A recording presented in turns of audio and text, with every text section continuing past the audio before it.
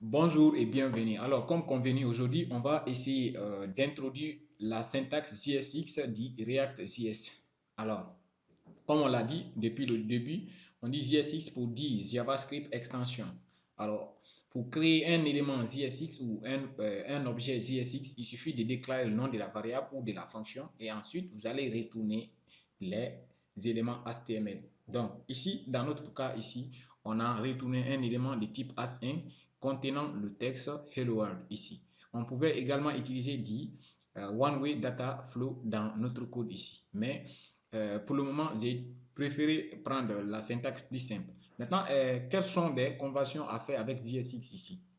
Premièrement, on ne peut pas retourner des éléments du même niveau, c'est-à-dire j'ai mis H1 et après ici j'ai déclaré un autre élément directement après H1. Ça c'est complètement et formellement interdit avec le JSX. Quand vous faites comme ça, vous aurez une erreur. C'est comme dit XML. Vous devez avoir un élément parent à l'intérieur de cet élément. Ici à l'intérieur, je peux créer des éléments à l'intérieur de ces H1, mais pas en dehors de ces H1. Ça, c'est la première règle qu'il faut obligatoirement obéir. Après, on a dit que JSX est une extension syntaxique de JavaScript, comme je vous ai dit, JavaScript Extension. Ça, c'est en français ici, et l'autre, c'est en anglais. On dit encore, JSX, c'est une notation abrégée qui permet de faire appel aussi à des fonctions. C'est-à-dire, on peut créer des fonctions et on fait retour. On retourne du JSX, c'est ce qu'on veut dire ici. Et on dit, cette syntaxe va évaluer des objets et du code HTML. Après, on dit, grâce au JSX, on évite la séparation artificielle de la logique du rendu à partir d'une autre logique d'interface utilisateur.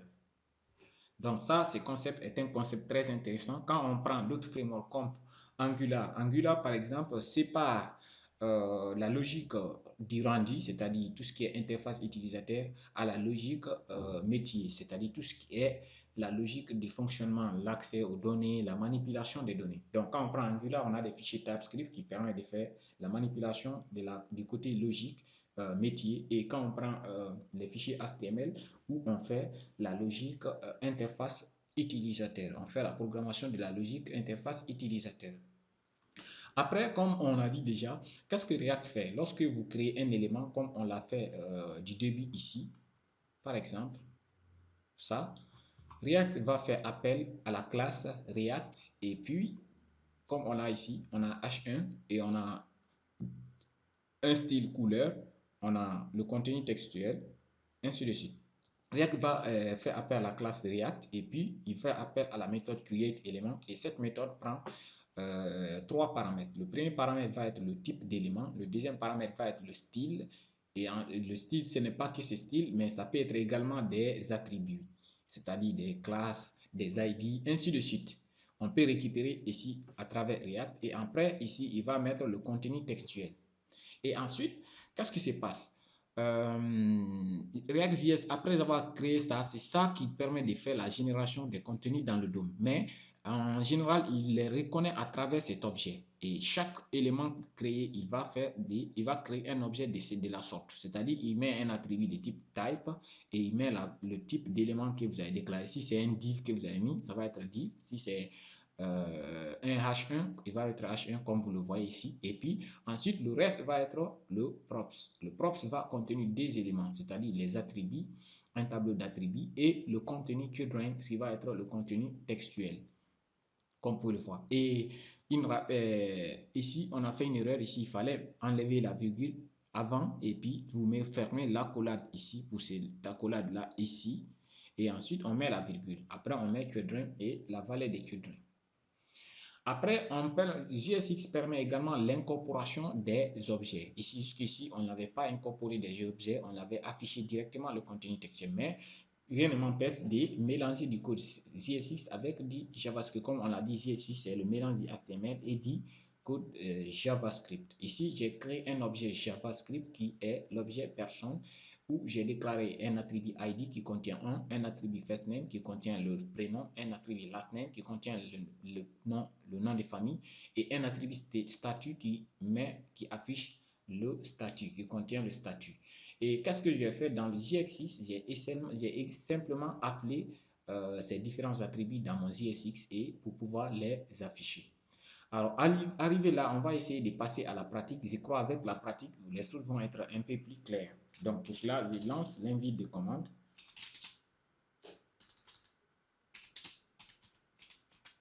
Je vais au bureau. Ensuite, je vais dans mon dossier Bible of Data Science. Et puis, je reviens maintenant. Je lance l'application avec npm start. Après, j'avais lancé l'application ici maintenant. On peut venir commencer à programmer notre interface en créant des codes JSX dans notre page. Donc, la première chose que je vais faire, je vais créer un élément ici en haut de ma page. Comme vous le voir ici, je vais supprimer et reprendre. Comment on fait? On a const. Et puis, je vais appeler élément. Et là, je peux mettre parenthèse, tout comme je peux ne pas mettre, vu que c'est un seul élément ici déjà de toute façon. Et je ne vais pas aller à la ligne. Donc, je mets H1 et je mets Hello World. Et une fois que vous faites ici, on va essayer de faire One Way Data Flow ici. Et avant ça déjà, je vous ai dit qu'en JSX, je ne peux pas mettre un autre élément après H1. Ici, par exemple, si j'essaye, je mets un div ici, automatiquement, comme vous le voir, on a une erreur.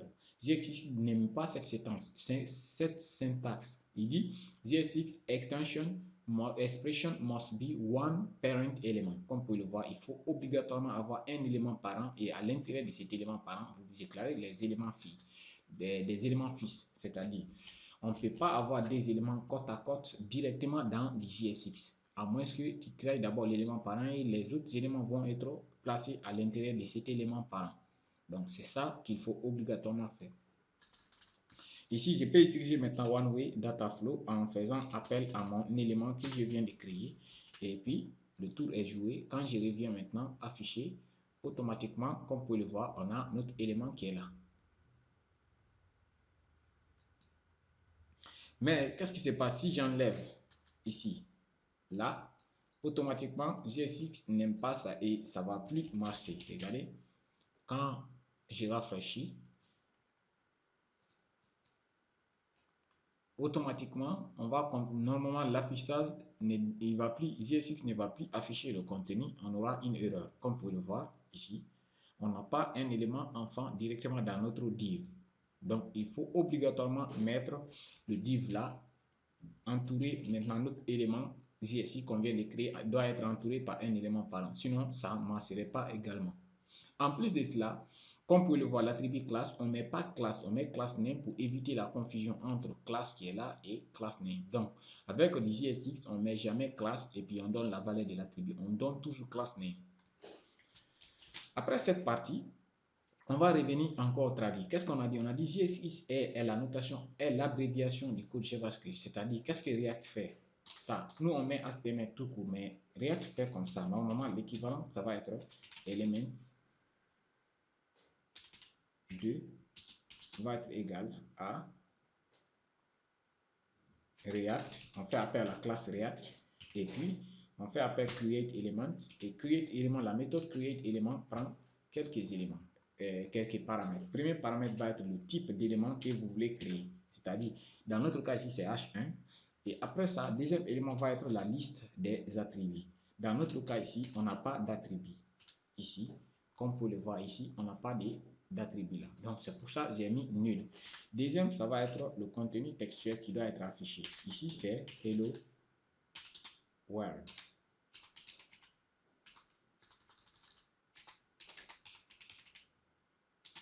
Si je mets par exemple 3 points d'exclamation.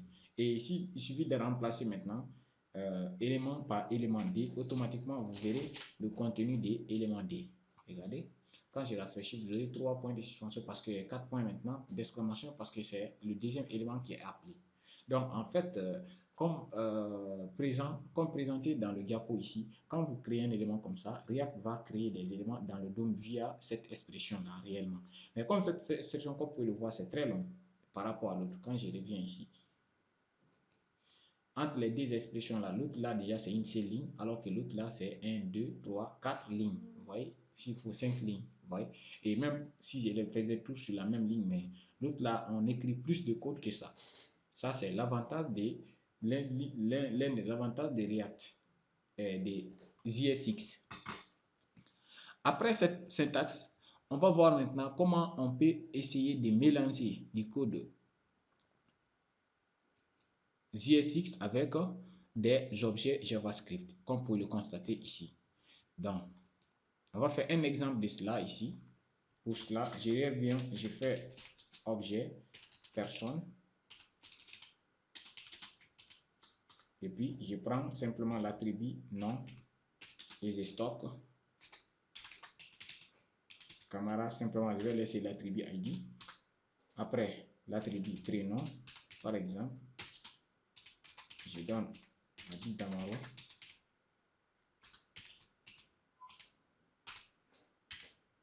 Ensuite, je vais donner un attribut que j'appellerai ici rôle.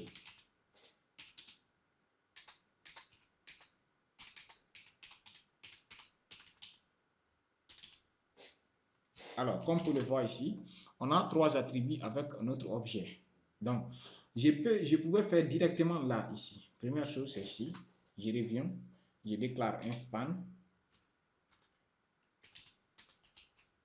Et là, j'utilise One Way Data Flow. Et en faisant simplement personne, point, non.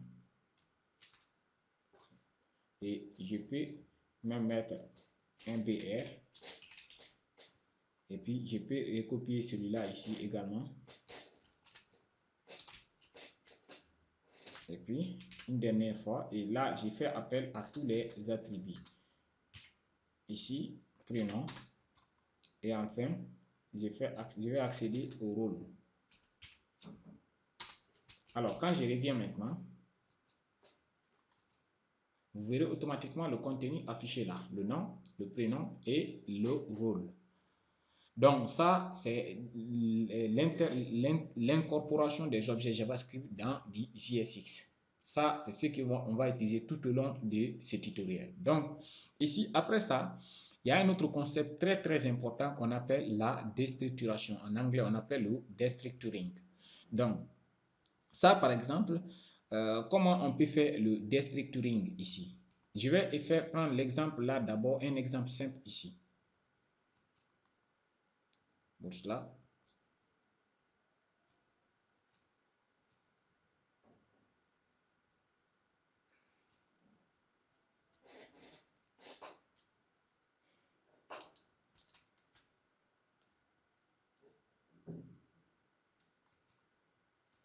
oui, je vais laisser ça ici.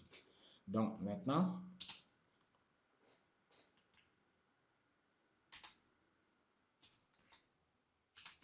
non, 2 points. Je vais créer des variables. Dans ce cas-là, je vais créer une variable nom. Et là, je vais utiliser toujours le destructuring et One Way Data Flow ici.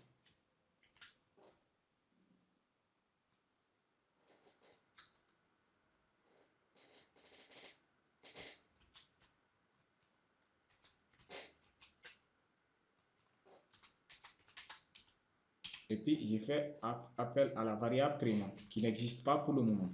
Maintenant, je vais revenir là. Je vais créer en faisant let cette fois-ci. Parce que si je mets constante, pour pouvoir les modifier, ça va créer des problèmes. Donc, je vais appeler nom. Et je vais afficher, je vais faire exprès de stocker prénom.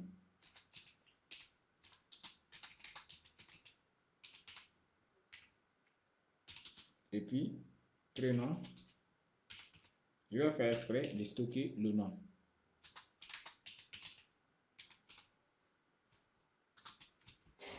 Alors, ici, qu'est-ce qui se passe? Quand j'affiche ici, il va afficher prénom, Habib Damaro, et prénom, il va afficher Camara. Et ce qui est anormal ici. Regardez. Si je rafraîchis nom, Habib Damaro, et prénom Camara. Donc, grâce à la déstructuration, je peux permettre ces variables-là sans créer une variable intermédiaire. Ça, la déstructuration est une nouvelle syntaxe qui est venue avec EMAScript 6. c'est-à-dire EMAScript 2015 ES6. Alors, le principe est très simple. Qu'est-ce que je vais faire? Je vais mettre crochet et je mets nom, virgule, prénom, virgule. Et ensuite, je fais égal. Et puis, j'ai fait comme ça. Je mets encore accolade. Mais cette fois-ci, je vais commencer ici par prénom. Et je place la virgule, je mets nom. Automatiquement, grâce à la nouvelle syntaxe de JavaScript, on a fait ce qu'on appelle la déstructuration. On a fait la permutation sans créer une variable intermédiaire avec la déstructuration. Si je reviens maintenant, vous verrez automatiquement nom, Camara et prénom, l'habit d'amour. Alors, comme vous venez de voir, en fait, la déstructuration est très utilisée en React. Je vais utiliser un autre concept de déstructuration dans toujours cette page ici. Je vais faire cette fois-ci avec l'attribut style. Ici, je vais mettre d'abord la couleur en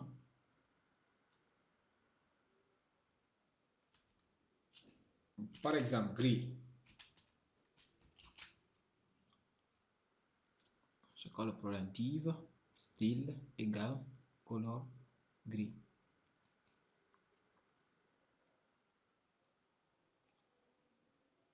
Ok.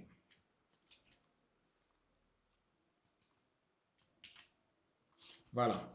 Comme vous pouvez voir maintenant, j'ai mis la couleur en grise. Attends, c'est quoi le problème? Voilà. J'ai mis le texte en gris. Je vais mettre encore. Alors, comme vous pouvez le voir ici, comment je peux appliquer le principe de la déstructuration avec les styles? Regardez, je vais utiliser une variable style ici. Je vais appeler ici cette fois-ci const style avec S cette fois-ci et je stocke mon objet dedans. Vous voyez?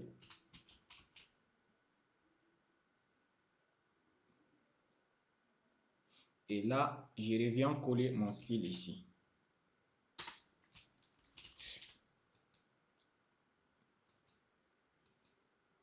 Alors, comme vous pouvez le voir, c'est comme si rien ne s'était passé. Regardez, je vais essayer par exemple de barrer mon texte. Pour cela, je vais faire font. Non, je vais prendre texte decoration.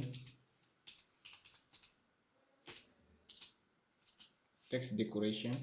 Je mets l'info par exemple. L'info.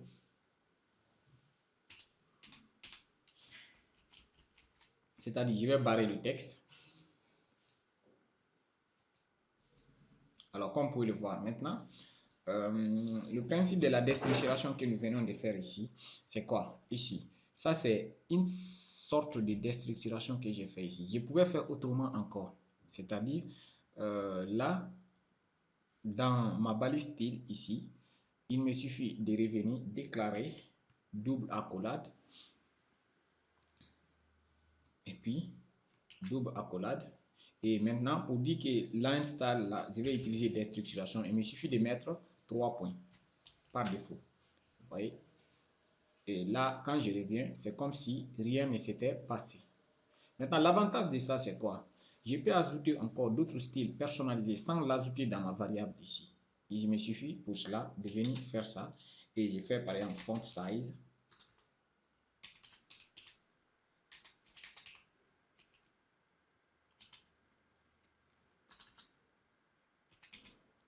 Et puis, je vais donner par exemple 40 px. Et il faut évidemment fermer le second, l'autre accolade non fermante là ici. Voilà. Et là, c'est l'accolade doit être fermée à la fin. Et quand je viens, vous pouvez voir automatiquement la taille du texte va s'augmenter.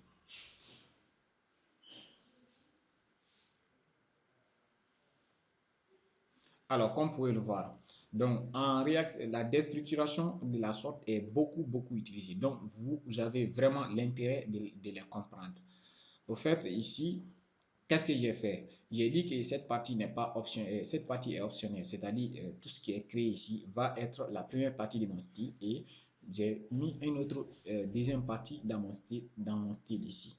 Et je pouvais même illustrer la déstructuration aussi en faisant un tableau d'objets et en récupérant un seul objet. Par exemple, pour faire simple, je peux revenir ici également. Je crée maintenant, au lieu de personne là, au lieu que personne là soit un objet simple, j'ai mis maintenant un tableau. Et pour cela, je vais à la ligne, je reviens à la ligne. Et ensuite, je vais bien indenter ceci et je vais dupliquer celui-là pour pouvoir modifier un objet encore ici, virgule. Et là, par exemple, je vais mettre ici Diallo, nom et prénom, je vais l'appeler Mokhtar. Et là, je vais appeler ici étudiant. Et maintenant, qu'est-ce que je peux faire ici? Je vais mettre ici S simplement. Et je vais faire la déstructuration d'objets de tableau. Comme vous venez de voir en bas ici, je vais déclarer ici const. Et là, je vais déclarer un tableau encore. Et pour cela, je vais mettre P simplement. Et ensuite, point de suspension. Je vais mettre autre, par exemple, pour stocker le reste. Et là, je fais égal, je mets personne. Alors, qu'est-ce que je viens de faire encore? C'est une sorte de déstructuration, je l'ai dit, de prendre le premier élément de mon tableau et le stocker dans P. Le reste est stocké dans P. Le reste est stocké dans l'autre. Comme pour le voir, quand je clique sur autre, il me dit que c'est un tableau qui contient un seul élément. Regardez, je pouvais dupliquer autant de fois. Maintenant, le reste des éléments vont être stockés dans autre. Vous voyez? Maintenant, qu'est-ce que je pourrais faire ici? Je vais revenir là, fermer. J'ai fait une erreur dedans. Voilà. Et là, je vais coller là ici. Je vais enlever ça ici. Voilà. Maintenant, j'ai stocké un seul élément dans P, le premier élément qui est là. Et j'ai stocké le reste dans autre. Regardez, pour vous affirmer ça, il me suffit de faire P, point nom et P, point prénom. Automatiquement, vous verrez toujours la première personne de ma liste ici. Vous voyez?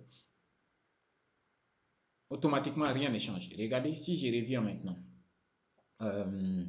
je reviens copier-coller ça comme première personne. Je change ici. J'ajoute un élément au début ici. Je mets virgule. Automatiquement, la déstructuration est automatique. Puisque c'est ça qui est premier élément. C'est Diallo qui va afficher au nom. Et prénom, ça va être Mokhtar. Regardez, si je reviens maintenant, j'ai rafraîchi. Non, je n'ai pas enregistré. C'est pourquoi. Donc, je vais enregistrer d'abord.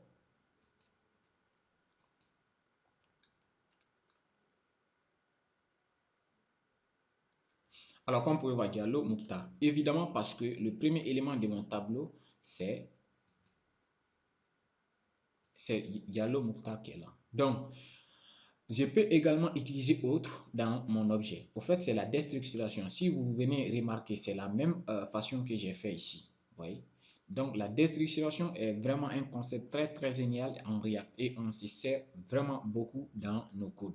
Donc, ça permet de faire des raccourcis. C'est pourquoi je vous ai indiqué. Sinon, ça ne fait pas partie du sous-titre.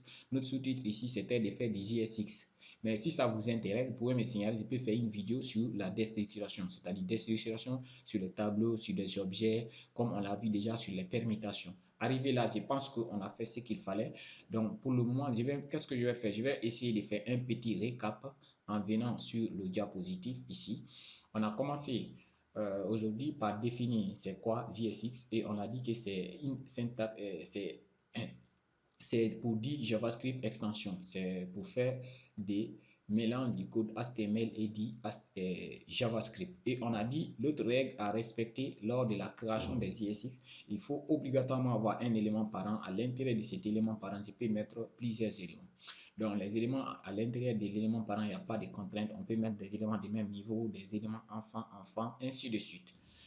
Après ça, on a dit que quand on crée du JSX, qu'est-ce que GS6 va faire? Il prend un élément HTML, il va le traduire en faisant appel à la classe React et la méthode createElement. Et ensuite, premier attribut de la méthode va être type de l'élément qu'on a mis. Par exemple, H1, on va mettre H1. Deuxième élément va être le tableau d'attributs ou de style. Ici, on a dit que s'il n'y a rien, on met nul. Dans le cas ici, il y a color, donc on met color ici, ainsi de suite. Après, on a le contenu textuel, il va l'afficher. Et on a dit que JavaScript React se sert de cet élément pour créer un objet qui va contenir des types, qui va être le type d'élément qu'on a déclaré, et un props. Et le props va contenir maintenant nos attributs et nos styles, plus le contenu textuel qu'on va afficher dans notre élément.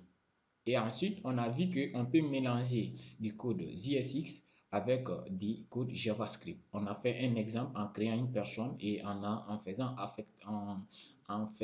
accédant à ses attributs dans le code et on a pu afficher ses contenus. Après, on a essayé d'expliquer un tout petit peu la déstructuration en JavaScript qu'on appelle en React ou en JavaScript qu'on a appelé également en anglais destructuring. En fait, c'est un concept très intéressant utilisé en React. Comme vous pouvez voir, on s'est servi avec les styles, la stylisation et on peut se servir même avec des attributs, des propres, des states. Donc, arrivé là, je pense qu'on a fait l'essentiel et je pense qu'avec la déstructuration, vous allez comprendre au fur et à mesure car on va s'en servir généralement dans les parties qui vont suivre. Donc, le cours prochain, on va entamer maintenant les composantes et on va réellement commencer à rentrer dans le corps du développement. On va commencer maintenant à créer des composantes et mettre maintenant notre application en place comme il faut. Arrivé là, je vous remercie et on se reprend le cours prochain.